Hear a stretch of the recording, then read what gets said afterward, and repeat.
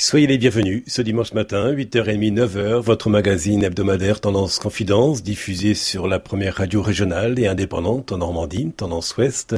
Aujourd'hui, l'invitée est une actrice de cinéma ou également l'auteur d'ouvrages, Marie-Christine Barrault. Vous me faites le plaisir de revenir à ce micro de Tendance Ouest. Je vous ai rencontré à Évreux. Vous étiez présente pour la diction de textes, de mots qui ont inspiré beaucoup d'artistes, que ce soit pour le cinéma, le théâtre, mais aussi la littérature, les mots clés de cette émission. Cœur et vie, que vous inspire-t-il ? Je me suis toujours dit que si un jour, moi, je faisais une émission j'adorerais faire de la radio, j'adorerais interviewer les gens. J'aurais toujours envie de poser la question, mais qu'est-ce qui vous donne envie le matin de vous lever ?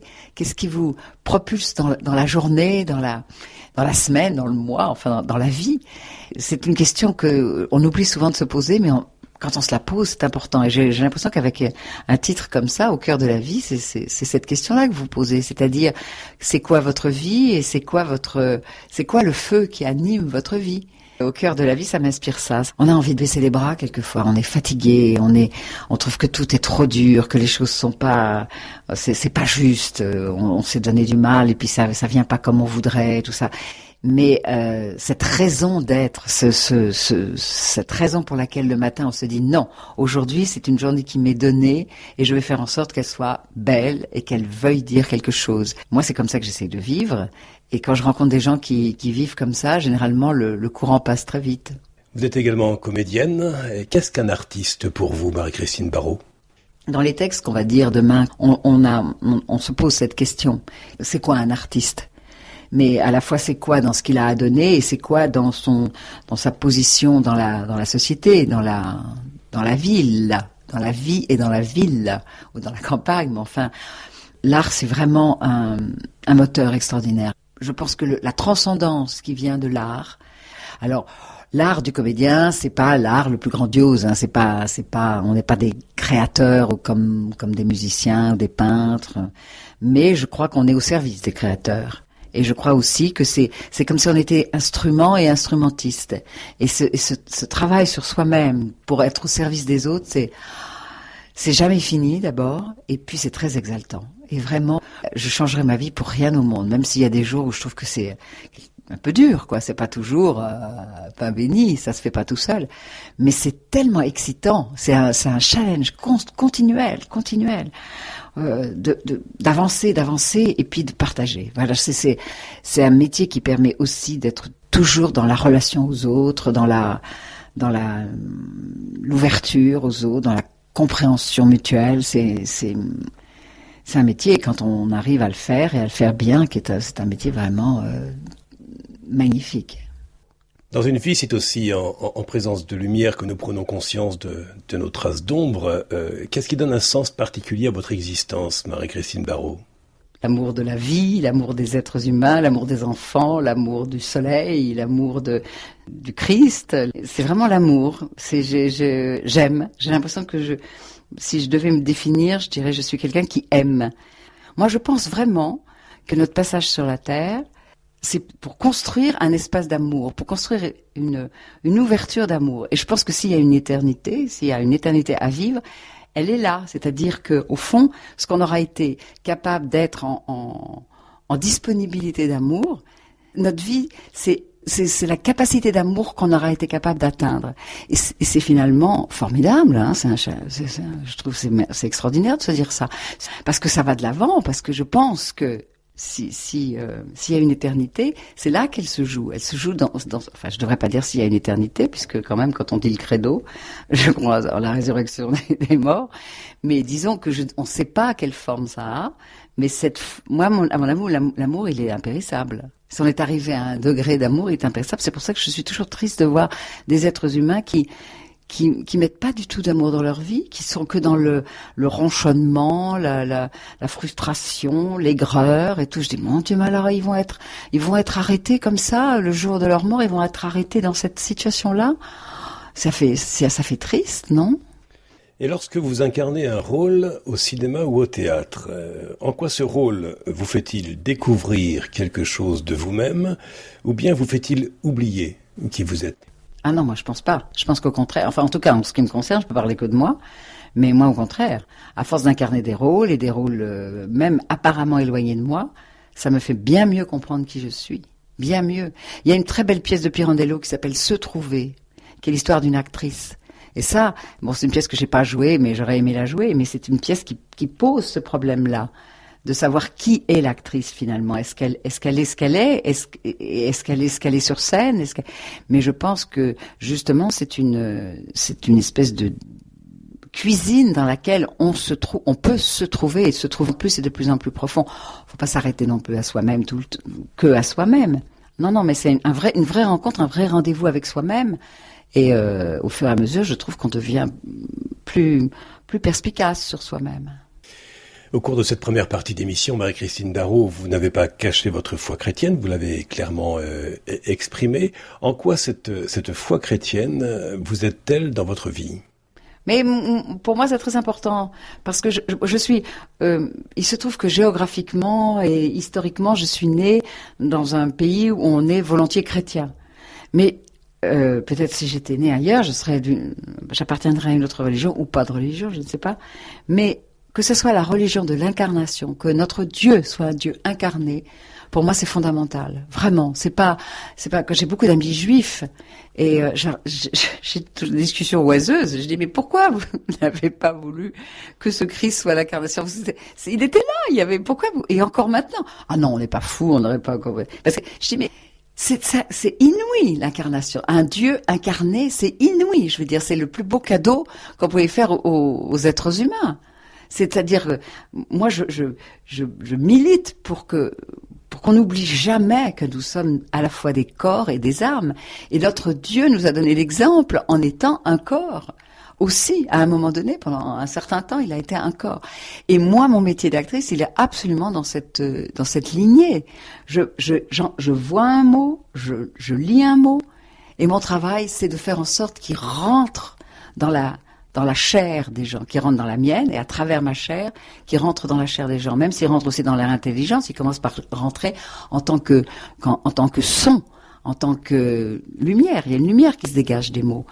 Et c'est avec plaisir que nous allons continuer d'écouter votre voix, Marie-Christine Darrault. Je rappelle que vous êtes actrice et comédienne. Une respiration musicale. Nous vous retrouvons pour une seconde partie d'émission sur les fréquences de Tendance Ouest, première radio régionale et indépendante en Normandie. Tendance Ouest. Tendance Ouest. Suite de votre magazine Tendance Confidence, ce dimanche matin à 8h30, 9h, diffusé sur la première radio régionale et indépendante en Normandie, Tendance Ouest.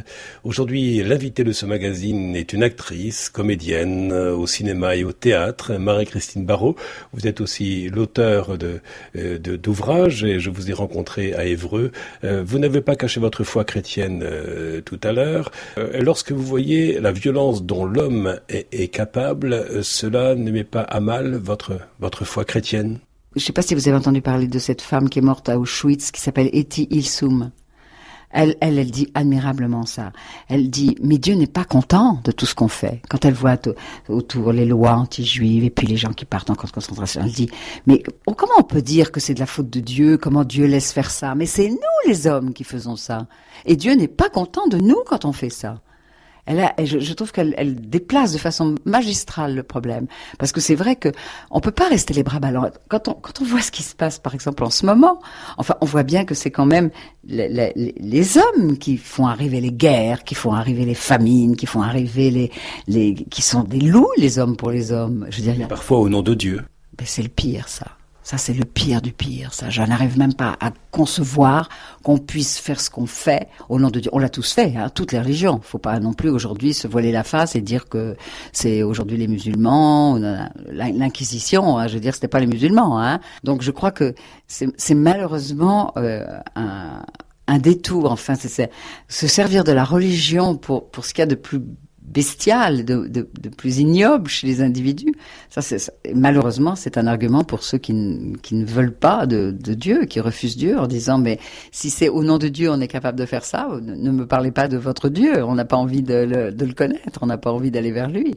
Moi, je crois vraiment que c'est les êtres humains qui font leur propre malheur, sur tous les plans, hein. Sur le plan de la vie, sur le plan des relations entre les gens, sur le plan de l'écologie, on est en train de tuer la planète. Enfin, c'est vraiment les êtres humains qui, au nom de l'argent, au nom de la puissance, de vouloir écraser les autres, de l'orgueil. Bon, ben voilà, on est victime de tout ça. Et je crois que, enfin en tout cas, je ne pense pas que ce soit le message de l'Évangile.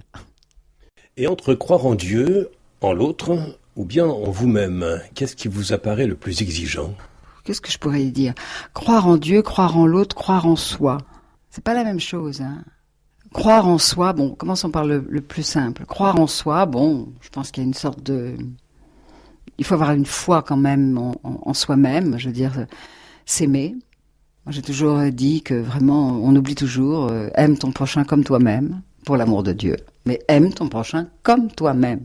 Si on s'aime pas soi-même. Donc il y a cette confiance en soi. Si on est tout le temps méfiant par rapport à soi-même, je pense qu'on n'arrive même pas à donner sa confiance aux autres. C'est très lié, les deux. Confiance en soi et confiance en l'autre, qui est comme un autre soi-même. Croire en Dieu, c'est autre chose. Moi, j'ai quand même le sentiment.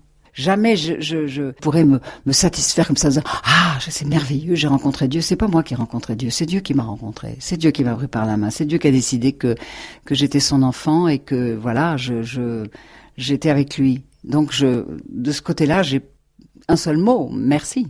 Donc, selon vous, rencontrer Dieu, c'est toujours possible, mais que faites-vous des agnostiques ou des athées ? Il y a toujours une rencontre possible. Mais elle n'est pas toujours au bon moment, elle n'est pas toujours au même moment. C'est une chance. J'ai des discussions quelquefois avec des amis ou même des gens très proches qui me disent, qui n'ont pas la foi, et qui me disent, mais t'as aucune preuve de rien du tout. Et ça, des preuves. S'il y avait des preuves de l'existence de Dieu, ce serait un drôle de Dieu, hein. On peut avoir des preuves mathématiques, de choses, de physique, mais de preuves de Dieu.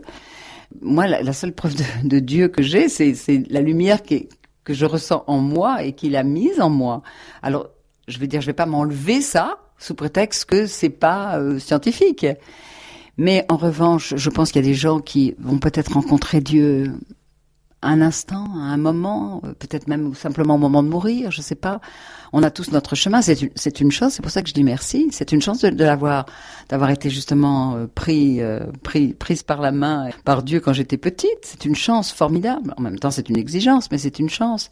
Mais si, comme disait le curé d'Ars, quand il y avait un suicidé dans son village, et enfin, les gens s'étonnaient qu'il accepte de l'enterrer religieusement, et il disait, mais il y a un grand chemin entre le pont et la rivière. Peut-être qu'en une seconde, il a fait le chemin que nous on fait péniblement pendant des vies entières.